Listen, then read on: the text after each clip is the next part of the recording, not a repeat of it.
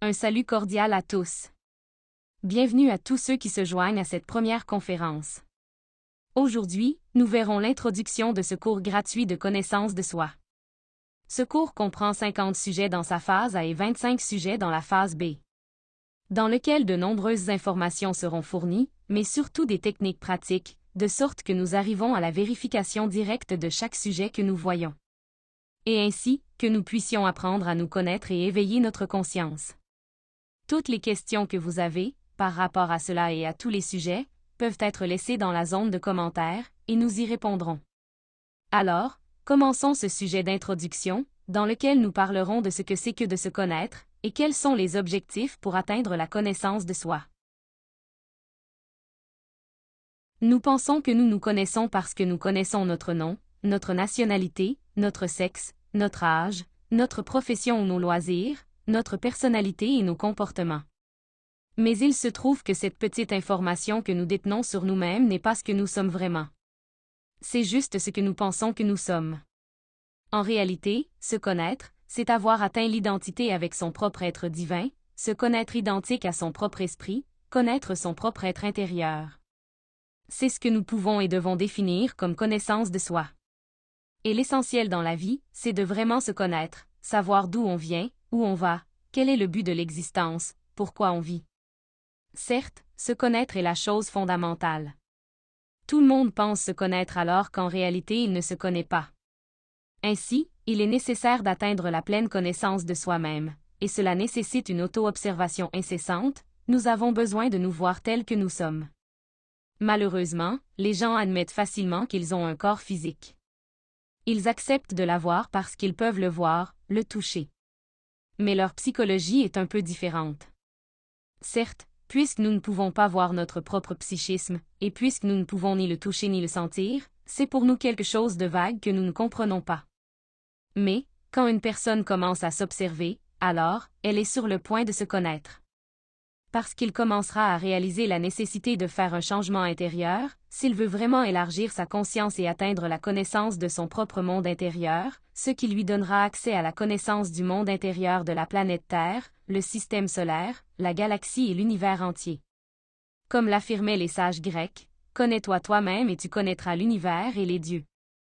C'est parce que chacun de nous a sa propre sagesse divine qui est celle de son être intérieur réel. Maintenant, nous savons que Dieu est partout. Mais, connaissons-nous notre propre partie de la divinité? Nous n'avons jamais le temps de connaître notre monde intérieur. Nous n'y accordons pas assez d'importance.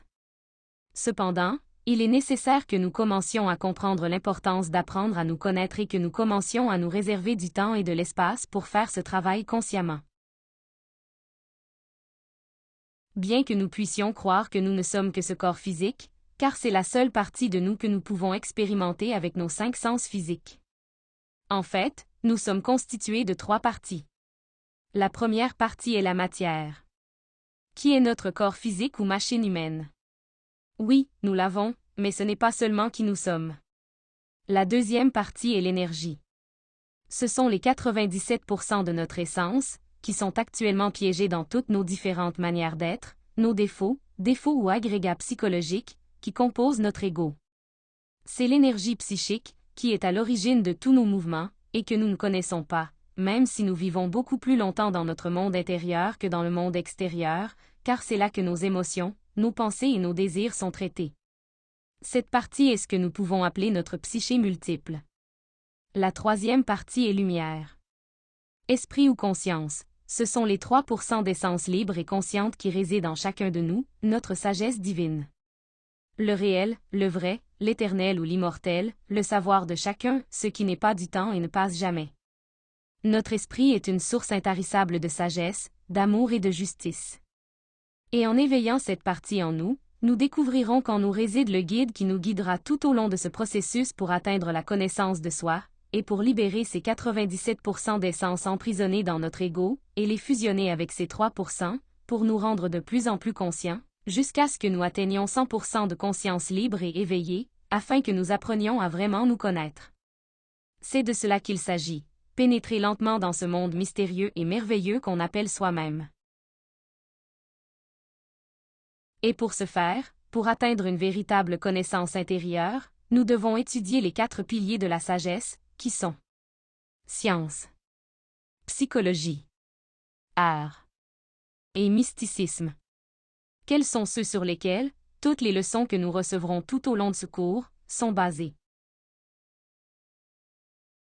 Regardons le pilier de la science. L'expérimentation est la base de la science consciente. Et la science consciente nous enseigne les différentes procédures pour pouvoir connaître notre monde intérieur et en faire l'expérience directement. Nous devons noter que le mot « connaissance » vient de savoir, pas de croire. Comme c'est uniquement par la pratique, nous pouvons expérimenter directement, dans les différentes dimensions de la nature, et accéder à une véritable connaissance. Dans ce cours, nous enseignerons différentes pratiques, qui permettront, non seulement de vivre de véritables changements dans notre intérieur, mais aussi de plonger dans notre monde intérieur, et d'expérimenter directement la réalité des différentes dimensions de la nature. Nous savons que la pratique rend parfait, et ce n'est qu'à travers la pratique que nous pouvons voir des résultats dans notre travail intérieur, c'est pourquoi nous devons pratiquer jusqu'à ce que nous réussissions. Parmi les pratiques on retrouve pratique pour développer l'état naturel de conscience, qui est la relaxation. Et pratique à développer, ce grand pouvoir, qui nous permettra de réussir dans tout ce que nous entreprenons, qui est la concentration. Explication et pratique, pour réaliser une projection astrale consciente. Pratique de méditation transcendantale, telle que méditation avec koan, pour accéder aux 6e et 7e dimensions. Et la méditation réflexive, pour faire de grands changements dans notre psychologie alors que nous nous étudions par la méditation. Aussi, des pratiques de négociation du karma, qui nous permettront d'arrêter de payer nos dettes karmiques avec douleur, et de commencer à les payer avec des œuvres conscientes d'amour. Cela, parmi de nombreuses autres pratiques importantes. Le 2e pilier, dans lequel se fonde la connaissance de soi, est l'art. L'art nous apprend à créer. Et la principale création que l'on peut faire, c'est celle de soi, pour se créer soi-même. Et il faut savoir que, c'est dans le centre sexuel, là où les grandes possibilités de l'être humain sont latentes. En fait, le bon usage que nous faisons de ce centre nous régénère. Et changer la façon dont nous pratiquons actuellement le sexe, afin que nous commencions à pratiquer un sexe supérieur, et cela nous permettra de créer en nous-mêmes les corps existentiels supérieurs de l'être. Cela signifie que grâce à l'utilisation judicieuse de notre énergie sexuelle créatrice, nous pourrons régénérer nos corps physiques et vitaux, que nous les avons déjà pleinement créés, mais dégénérés ou à l'état lunaire. Et puis, créer un astral solaire, et un corps mental solaire, dont nous n'avons actuellement que l'embryon de ces corps, qui nous permettent de ressentir et de penser et de faire de brefs déploiements conscients dans la 5e dimension.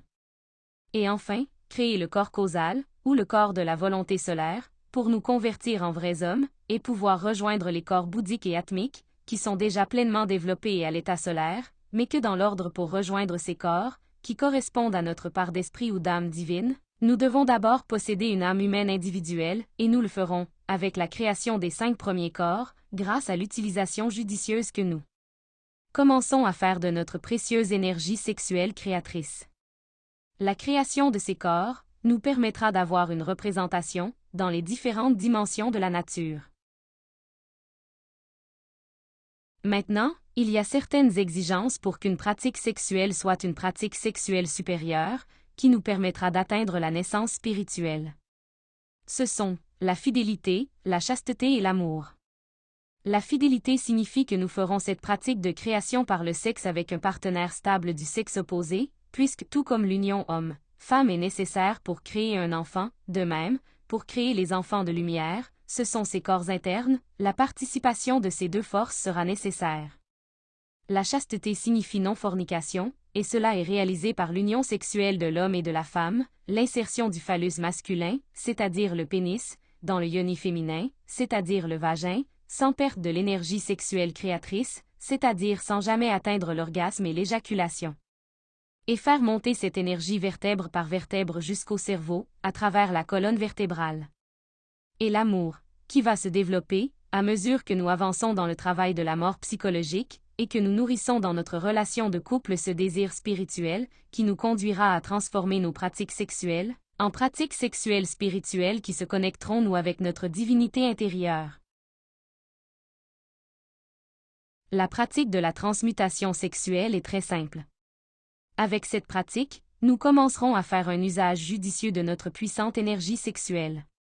L'objectif de cette pratique sexuelle sera de faire monter toute notre énergie sexuelle, par un processus de respiration, d'imagination et de mentalisation, à travers notre colonne vertébrale jusqu'à notre cerveau, au lieu d'expulser cette précieuse énergie, comme nous le faisons couramment, par l'orgasme et l'éjaculation.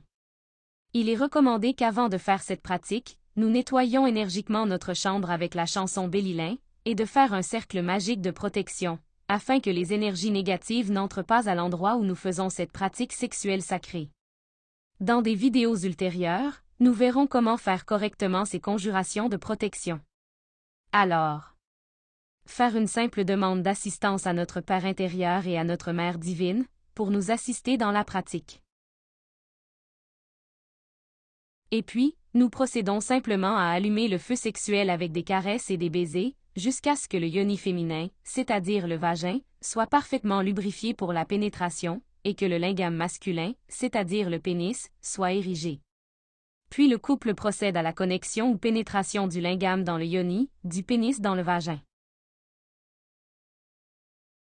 Et une fois connectés, tous deux commencent à effectuer le processus de transmutation de leur énergie sexuelle par un simple processus respiratoire qui comporte 3 étapes. D'abord, inhalation profonde et lente, en essayant de l'allonger, nous espérons atteindre 20 secondes dans l'inhalation de l'air. Au fur et à mesure qu'ils inspirent, ils imaginent l'air entrant dans les poumons, puis l'emmenant dans les glandes sexuelles. Ovaires chez la femme, testicules chez l'homme. Deuxième. Rétention. Espérons atteindre 20 secondes également, dans la rétention de l'air. Tout en tenant l'air.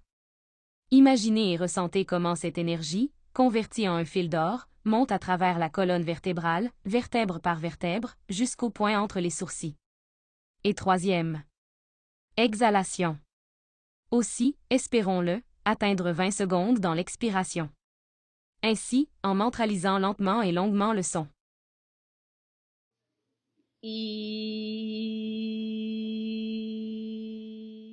Ensuite, répétez le processus complet de respiration et d'imagination, et lorsque vous atteignez le point de mantralisation pour la deuxième fois, faites-le tous les deux avec le son.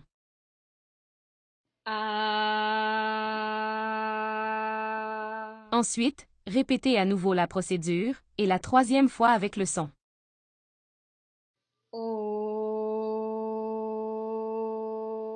C'est un processus de transmutation complet, avec les 3 sons. Ensuite, nous recommençons avec le processus de respiration et le processus de mantralisation, voyelle par voyelle, en répétant l'ensemble de la procédure de respiration pour chaque voyelle. La prononciation de ces sons générera une vibration spécifique qui activera la capacité supérieure de l'énergie sexuelle. Et si à tout moment, la puissance sexuelle baisse, c'est-à-dire que l'homme perd l'érection ou la femme perd la lubrification, faites des mouvements doux, des baisers et des caresses, pour retrouver la puissance et continuer à transmuter l'énergie sexuelle. Cette pratique peut être prolongée, tant que le couple le souhaite, ou tant qu'ils ont une puissance sexuelle, dès que la puissance est complètement terminée, car toute l'énergie a déjà été transmutée, la pratique se termine. Le succès de la pratique est de toujours s'en retirer sans jamais déverser l'énergie sexuelle atteignant l'orgasme ou l'éjaculation. Il est important d'avoir beaucoup de concentration tout au long de la pratique. Ne pas laisser l'esprit vagabonder dans les pensées, mais vivre chaque processus de la pratique, avec une conscience centrée sur l'action que nous faisons. Aussi, beaucoup d'imagination. Parce qu'avec l'imagination consciente, nous allons diriger l'énergie vers les centres supérieurs. Et beaucoup de volonté. Ne jamais atteindre la surexcitation et l'expulsion de l'énergie sexuelle. Il est important de considérer. Ne pas se baigner, jusqu'à 2 heures après avoir fait la pratique. Car même si nous ne le voyons pas au début, une puissante énergie électromagnétique se déplace en nous dans la pratique, et si nous nous baignons immédiatement, cela nous affectera. Une autre chose importante à garder à l'esprit est de ne pas faire la pratique pendant la période menstruelle, ou si la femme est enceinte ou allaitante. Il est également important de ne pas utiliser de contraceptifs, car ils isolent et affectent le pouvoir créateur de l'énergie sexuelle. Et nous devons garder à l'esprit que cette pratique est un contrôle naturel de la fertilité, car le succès de la pratique est de toujours s'en retirer, sans atteindre l'orgasme et l'éjaculation. Nous parlerons et approfondirons sur ce sujet de l'art de la suprasexualité dans différentes conférences. Maintenant, le troisième pilier de la sagesse intérieure est la psychologie. Nous devons arriver à observer et à comprendre que beaucoup de gens vivent en nous, que nous ne sommes jamais identiques. Parfois, une petite personne se manifeste en nous. D'autres, une personne irritable. À tout autre moment, une personne splendide et bienveillante. Plus tard, un bavard, ou une personne scandaleuse ou calomnieuse. Puis un saint. Puis un menteur, etc. Notre énergie est embouteillée dans chacun de nos défauts, nous sommes des humains-machines, de simples marionnettes, gérées par des ficelles invisibles. Il nous manque une véritable individualité, chaque défaut va dans une direction différente, c'est pourquoi nous ne sommes jamais les mêmes. Lorsque nous observons sérieusement notre monde intérieur, nous sommes surpris par tant de défauts. Chacun de nos défauts est une personne différente. Et en éliminant n'importe lequel de nos défauts, la quantité de conscience que ce défaut avait piégé est libérée. Avec la mort de chacun de ces moi, nous récupérons la sagesse et l'amour qui y étaient renfermés. De cette façon, les étincelles de notre conscience sont libérées et elles sont intégrées dans la conscience libre. Ainsi, nous devons comprendre que dans chacun des détails de notre colère, notre paresse, notre convoitise, envie, jalousie, cupidité, peur, concept, croyance, jugement, réaction, tristesse, vice, excès, orgueil, trahison, etc. C'est là que toute cette conscience qui nous manque actuellement est piégée. Et ce n'est qu'en faisant un travail conscient de compréhension et d'élimination consciente de chacune de nos manières d'être négatives que nous atteindrons son développement. Avec la mort de chacun des défauts psychologiques, nous récupérons la sagesse et l'amour qui y étaient renfermés. De cette façon, les étincelles libérées sont intégrées dans la conscience libre, et nous devenons de plus en plus conscients à chaque fois. Plus grande est la quantité de défauts éliminés, plus grand est notre pourcentage de conscience éveillée. Voyons quelle est la méthode de libération de la conscience par la pratique de la mort psychologique ou élimination de l'ego. D'abord, s'auto-observer à chaque instant, pour pouvoir découvrir les différents défauts qui se manifestent en nous. Une fois que nous découvrons un défaut qui émeut, disons, notre émotion, que ce soit la colère, la peur, l'anxiété, la luxure, etc. Ou qui déplace nos pensées, nous fait imaginer, nous souvenir, planifier. Ou nos fonctions motrices, nous faire ressentir le désir d'agir ou de parler de manière erronée. Nous procédons à poursuivez-le jusqu'à ce qu'il soit compris, jusqu'à ce que nous comprenions qu'il s'agit en fait d'une manifestation de notre ego, et non de notre conscience, car il vient gaspiller notre énergie, nous nuire et nuire aux autres. Et une fois comprise, elle doit être éradiquée de nous. Et ceci est réalisé au moyen d'un plaidoyer pour l'élimination à notre mère divine particulière, qui est le pouvoir de l'amour de notre conscience, qui a le pouvoir de nous transformer et de nous régénérer. Nous lui demandons mentalement, Mère divine, élimine ce défaut de moi. Avec cette procédure simple, nous pouvons changer notre façon d'être, en éliminant détail par détail, chacun des défauts psychologiques qui ont piégé 97% de notre conscience, en commençant à libérer et à intégrer notre conscience. Ce processus s'appelle la mort en cours. Dans ce cours, nous approfondirons ce sujet de l'élimination de notre ego, et nous enseignerons des techniques précieuses pour approfondir la mort psychologique et la libération de notre conscience, telles que la médiation réflexive et la mort sur la croix du sexe. Le quatrième pilier de la sagesse intérieure est le mysticisme. Le mysticisme nous apprend à aimer le travail, à l'intérieur comme à l'extérieur du travail. Une personne commence à connaître son monde intérieur lorsqu'elle a commencé à expérimenter, à vérifier, la réalité de son propre être particulier. Tant dans le travail de la création des corps, dans la désintégration de nos défauts, que dans le sacrifice pour l'humanité, il faut développer l'amour du travail lui-même. Et c'est l'une des choses les plus difficiles, à cause de l'état dans lequel nous nous trouvons, où nous sommes habitués à travailler pour de l'argent ou d'autres intérêts. Et quand on doit travailler sans ce genre d'incitation, on n'a pas envie de le faire. Ainsi, lorsque nous développons le sacrifice désintéressé pour l'humanité, nous commençons à expérimenter l'amour pour elle. Nous vibrons de la force merveilleuse de l'amour, et nous vivons un changement très important dans chacune de nos cellules. Le mysticisme s'expérimente directement dans le sacrifice pour l'humanité. Quand de manière désintéressée et sans distinction de race, d'âge, de couleur, de statut, etc.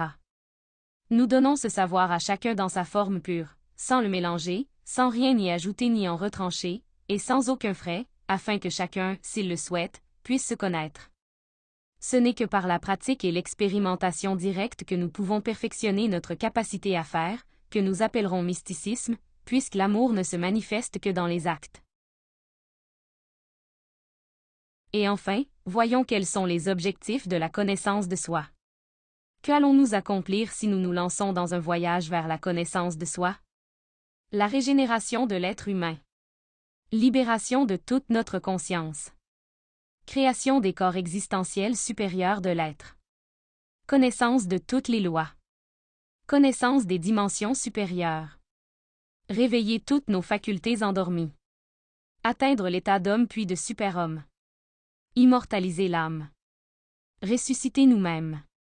Atteindre l'individualité sacrée. Et d'atteindre l'autoréalisation de l'être. Dans ce cours, 75 sujets pratiques seront enseignés, basés sur ces 4 piliers, qui sont tout libres d'accès et entièrement gratuits pour toutes les personnes intéressées. Se souvenir. Connais-toi toi-même et tu connaîtras l'univers et les dieux. Dans le sujet suivant, nous parlerons des mystères de la mort. Les processus vécus par la personne lorsque son corps physique meurt et les différents types de décès qui existent. Et nous parlerons, lequel d'entre eux est celui qui nous libère. Eh bien, merci beaucoup à vous tous qui assistez à cette conférence. À la prochaine.